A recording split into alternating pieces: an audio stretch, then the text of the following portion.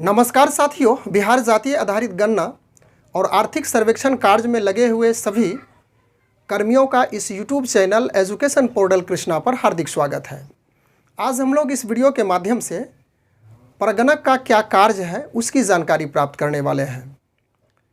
इस जातीय आधारित गणना और आर्थिक सर्वेक्षण में प्रगणक की भूमिका अहम मानी जाती है। इनकी शुद्धता के आधार पर ही यह जातीय आधारित गणना सफल मानी जाएगी। यदि यह कहीं पे भी गलती करते हैं तो आगे चल कर के अनेक समस्याओं का सामना करना पड़ता है। अतः प्रगणक जो अपना कार्य का निर्वहन करेंगे उसको शुद्ध किस प्रकार से करेंगे इसकी जानकारी उसे प्रशिक्षण के दौरान दी गई होगी। और हम लोग इस वीडियो के माध्यम से जानने का प्रयास करेंगे यह कि प्रगणक का क्या कार्य है, प्रपत्र पर किस प्रकार से कार्य करेंगे, इसके बाद मोबाइल ऐप के जरिए पुनः वह किस प्रकार से उस कार्य का अंजाम देंगे। तो चलिए इसकी जानकारी हम लोग एक एक करके जानने का प्रयास करेंगे। तो यह डायग्राम आप देख सकते हैं बोर्ड पर, यह प्रगणक का कार्य है और इस डायग्राम से स्पष्ट यह परिलक्षित हो रहा है कि इसका मुख्य रूप से दो कार्य है। पहला कार्य है गणन प्रपत्र को भरना, यानी गणन प्रपत्र का कार्य है। उसके बाद दूसरा में है ऐप, यानी कि बिजागा, जो इसके लिए डेवलप किया गया है बिजागा ऐप, इसके माध्यम से फिर गणन प्रपत्र के जो भरे हुई प्रविष्टियां हैं उसकी एंट्री इस पे की जानी है। तो गणन प्रपत्र जो पहला कार्य है, आप गणन प्रपत्र को यदि देखे होंगे तो गणन प्रपत्र में 4 भाग में डिवाइड है, यानी कि इसे 4 भागों में बांटा गया है। ऊपर का भाग, उसके बाद यह बीच का भाग, यह सबसे बड़ा भाग है और सबसे नीचे का भाग इस प्रकार से, यानी कि यह एक हो गया, यह दूसरा, यह तीसरा और यह चौथा। तो पहला भाग में लोकेशन विवरण भरना है, इसमें लोकेशन रहेगा, लोकेशन विवरण। उसके बाद यह जो दूसरा भाग है इसमें आंकड़ा संकलन किया जाएगा, इसी भाग में प्रगणक को कार्य करना पड़ेगा। और तीसरा भाग में विकल्प और कोड मिलेगा और चौथा भाग में स्व घोषणा और हस्ताक्षर का कार्य किया जाएगा। तो इस गणन प्रपत्र को हम लोग यहाँ पे दिखाए हैं डायग्राम की सहायता से कि पहले भाग में लोकेशन विवरण को भरना है। तो लोकेशन विवरण भरेंगे, उसके बाद आंकड़ा संकलन होगा, फिर विकल्प एवं कोड हमें जहाँ से प्राप्त होनी चाहिए तो इस भाग में, तीसरे भाग में दिया गया है विकल्प और कोड। इसी विकल्प और कोड की सहायता से आंकड़ा संकलन होगा। उसके बाद अंततः चौथे स्थान पे है स्व घोषणा और हस्ताक्षर। लेकिन गणन प्रपत्र को भरने के पहले कुछ महत्वपूर्ण सावधानियां बरतने की ज़रूरत है और वह है गणन प्रपत्र भरने का जो निर्देश है हम लोग यहाँ से समझ लेते हैं। आप एक एक करके इसको रोक करके पढ़ करके भी समझ सकते हैं और मैं एक एक करके एक्सप्लेन भी करते चलूँगा।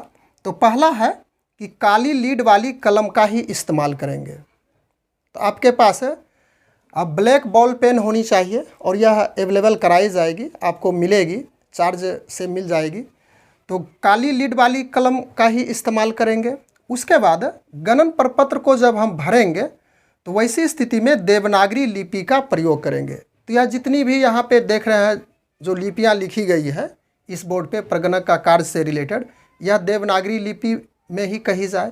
कहीं कहीं पे इंग्लिश का भी प्रयोग किया गया है, तो इसे छोड़ दें तो यह सब जो हिंदी में है इसे ही देवनागरी लिपि कही जाती है। तो इसमें सावधानी हमें बरतनी है कि देवनागरी लिपि का जब प्रयोग करेंगे, लिखेंगे, तो आप यह जो आंकड़ा संकलन का कार्य है उसमें देखिएगा 1 से 17 तक प्रश्न किए गए हैं।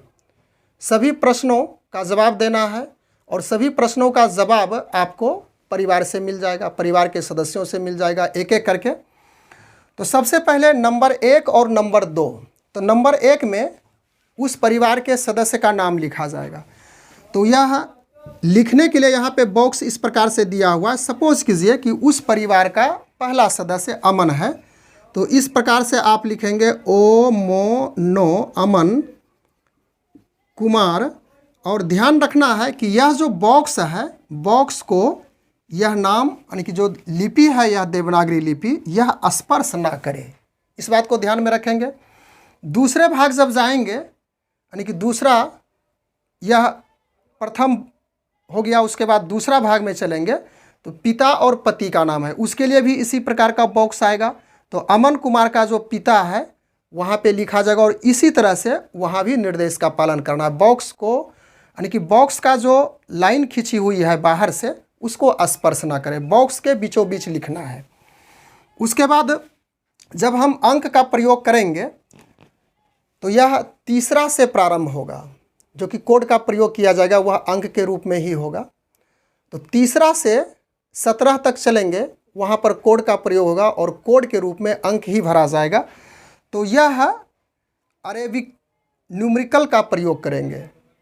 तो वह लिखने का जो तरीका है, 0 को इस प्रकार से लिखेंगे, 1 को सीधे ऐसे करेंगे, 2 को इस तरह से, 3 को इस प्रकार से करेंगे, फिर 4 को ऐसा लिखेंगे, 5 को इस तरह से, 6 को ऐसे लिखेंगे, 7 को यह, 8 और 9 को इस प्रकार से लिखना है।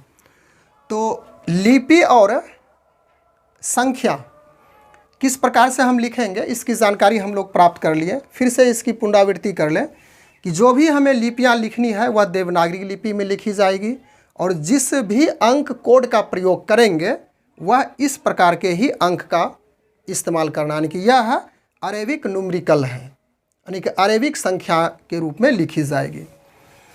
तो यह निर्देश है। प्रपत्र को जब प्रारंभ करेंगे तो इतनी बातें ध्यान में रखनी है। उसके बाद लोकेशन कोड के बारे में हम लोग समझ लेते हैं। लोकेशन विवरण भरना, तो लोकेशन विवरण सबसे टॉप प्रपत्र के सबसे ऊपरी भाग में भरा जाएगा और यह लोकेशन विवरण आपको आसानी से अवेलेबल हो जाएगी। आप जब बिजागा ऐप में अपना मोबाइल नंबर और पासवर्ड की सहायता से लॉगिन कीजिएगा तो सारी बातें, सारे विवरण जो लोकेशन से रिलेटेड है वह प्राप्त हो जाएगा, या तो फिर जो डायरेक्टरी आपको मिलेगी उसमें भी यह सब सारी चीज़ें उसमें अंकित होगी। तो इसे भरना कोई कठिनाई की बात नहीं है, उसे देख करके आप उसमें सारी प्रविष्टियां भर देंगे। राशन कार्ड का नंबर भरना है या तो फिर जाति की जो संख्या है, सर्टिफिकेट की जो संख्या है उसको भरनी है। तो ध्यान रखिएगा उसमें बहुत सारे बॉक्स दिए हुए हैं, तो प्रारंभ से प्रारंभ शुरू नहीं करना है। जैसे यह बॉक्स दिया हुआ है तो यदि सपोज कीजिए कि 5 ही अंक का है राशन कार्ड संख्या, तो पीछे से प्रारंभ करेंगे 9, 8, 7, 6 और इधर का जो बॉक्स होगा इसे आप हाइफन दे करके या तो ब्लैंक्स भी छोड़ सकते हैं। कहीं ऐसा ना गलती करें कि यदि शुरू से लिखना है 6, 7, 8, 9 तो यहाँ से लिखेंगे 6, 7, 8, 9 तो इधर का खाली रह जाएगा, जो कि यह निर्देश नहीं है, इस प्रकार से मना ही किया गया है। उसके बाद उसी तरह से जाति के लिए भी जो कोड लिखा जाएगा, उसकी जाति की जो सर्टिफिकेट है उसका जो नंबर है उस सर्टिफिकेट में उसको भी लिखिएगा तो पीछे से ही लिखना प्रारंभ कीजिएगा। तो लोकेशन विवरण भरने के लिए हम लोग समझ गए कि यह कहाँ से प्राप्त होगा। उसके बाद आंकड़ा संकलन, तो आंकड़ा संकलन में सभी प्रविष्टियां जो भरे जाएगी कोड वाली वह विकल्प एवं कोड से आपको मिल जाएगा। तो इसको भर लेंगे, देख करके आप ट्रेनिंग भी कर चुके होंगे, आपको लगभग हर चीज़ की जानकारी अब हो गई होगी, लेकिन फिर भी कुछ जो महत्वपूर्ण बातें हैं मैं बताने का प्रयास कर रहा हूं। और अंततः जो यह गणन प्रपत्र है सबसे अंतिम में स्व घोषणा एवं हस्ताक्षर है। तो स्व घोषणा और हस्ताक्षर यदि वह परिवार के सदस्य पढ़े लिखे नहीं हैं तो वैसी स्थिति में उसे आप पढ़ करके सुनाएंगे और वह संतुष्ट हो जाएंगे कि हमारे द्वारा जितनी भी जानकारी दी गई वह सही है। तो वह परिवार के सदस्य जो प्रधान है वह सिग्नेचर करेंगे और तिथि देंगे उसी दिन का। लेकिन यहाँ पे एक आप ऐसा भी कर सकते हैं, उस परिवार के सदस्य से बात करेंगे, बात करने के बाद उसको कहेंगे कि आपके द्वारा जो भी जानकारी हमें दी जाए सत्य दी जाए, क्योंकि यदि आपके परिवार के सदस्य का कहीं दूसरे अन्यत्र बिहार के दूसरे भागों में दूसरे ज़िले में यदि उसका सारी प्रविष्टियाँ भरी गई, उसकी गणना की गई, तो यह प्रविष्टियाँ आपके लिए अवैध हो जाएगी और हो सकता है कि परेशानी में या तो कुछ भी इसके बारे में उसको समझा देना है कि दोबारा नहीं देंगे अन्यथा यह रद्द हो जाएगी, पहले वाली आपकी मान होगी। इसलिए सोच समझ करके काम करेंगे।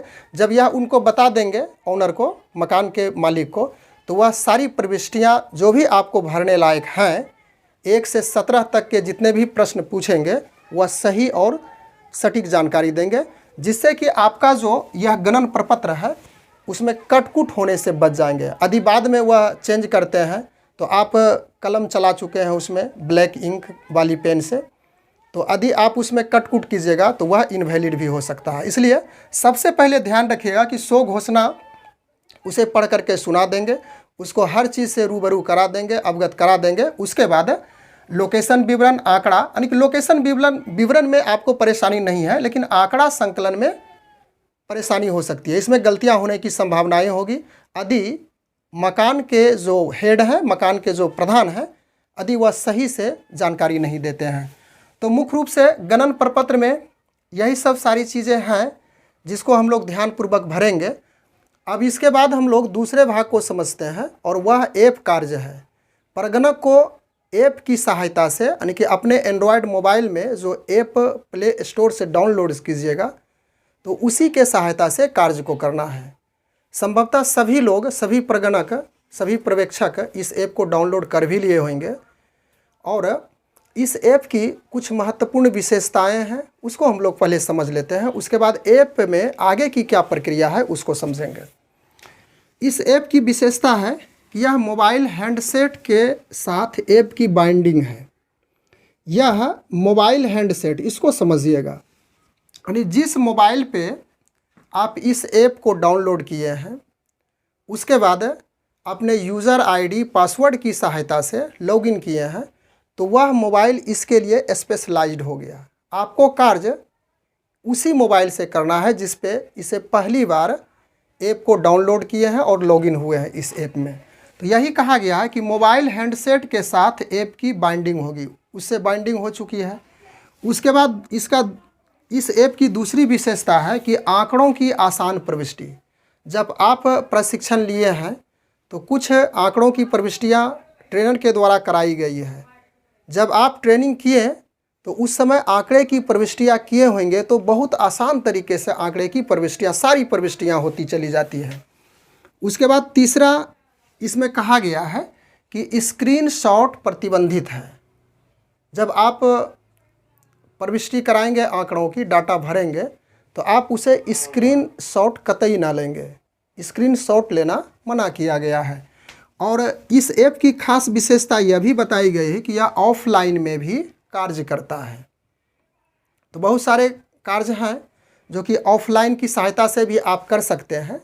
ऑनलाइन के लिए आपको अपने मोबाइल नंबर, जो रजिस्टर्ड मोबाइल नंबर है, पासवर्ड की सहायता से लॉगिन हो जाना है। उसके बाद आगे का कार्य या ऑफलाइन भी कर सकते हैं।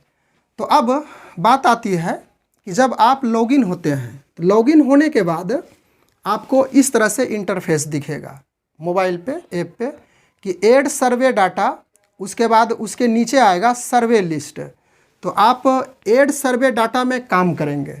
तो सर्वे लिस्ट को समझ लें। यदि इसे सर्वे लिस्ट को आप क्लिक कीजिएगा, हाथ से टच कीजिएगा तो इस प्रकार से खुलेगा नीचे ड्राफ्ट, नोट फील्ड, सबमिट और टोटल। जब इसमें कार्य आप अभी तक नहीं किए हैं, कुछ भी नहीं किए हैं, तो ऐसी दिखेगी। ड्राफ्ट में 0 होगा, नोट फील्ड में सपोज कीजिए कि प्रथम कार्य में, प्रथम चरण में जो कि संक्षिप्त मकान सूचीकरण किए थे तो उस समय जितने परिवारों को आप डाले थे वह यहाँ पे शो करेगा। तो यह 61 है, 61 परिवार ही उस समय डाला गया होगा।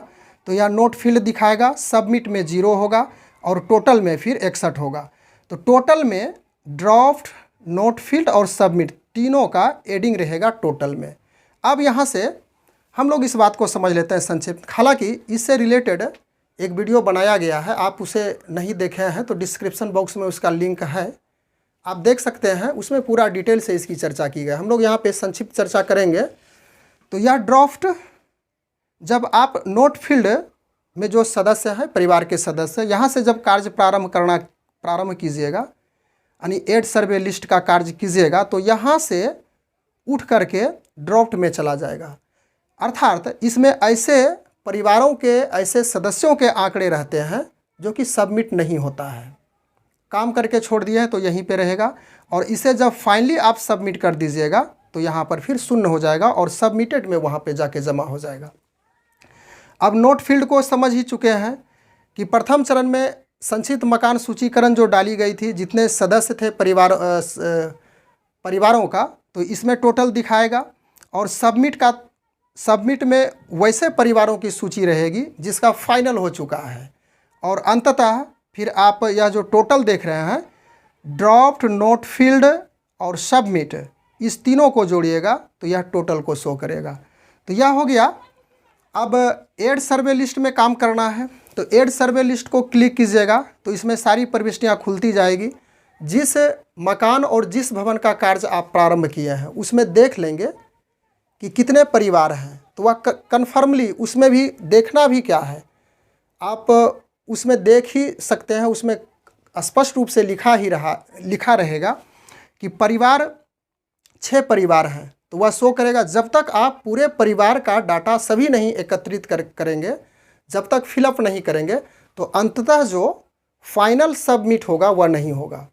यानी पहला परिवार का यदि कीजिएगा तो सेव एंड नेक्स्ट रहेगा, उसको क्लिक कीजिएगा, आगे परिवार के लिए चला जाएगा, यानी कि परिवार के सदस्य के लिए जाएगा। ध्यान रखिएगा, परिवार यहाँ पे मिसिंग हुआ बोलने में, यानी कि उस परिवार के पहला सदस्य को कीजिएगा, next and save and next रहेगा, उसको क्लिक कीजिएगा, अगले सदस्य के लिए खुलेगा, फिर सेव एंड नेक्स्ट होगा। और अंततः उस परिवार में 6 सदस्य हैं, तो सभी का डाटा एंट्री करने के बाद फाइनल जब सबमिट कीजिएगा तो यहाँ पे सबमिटेड 1 शो करेगा, टोटल दिखाएगा। और इसको टोटल देखने के लिए ड्रॉप्ड, नोट फील्ड और सबमिट, इस तीनों को जोड़िएगा तो यह टोटल हो जाएगा।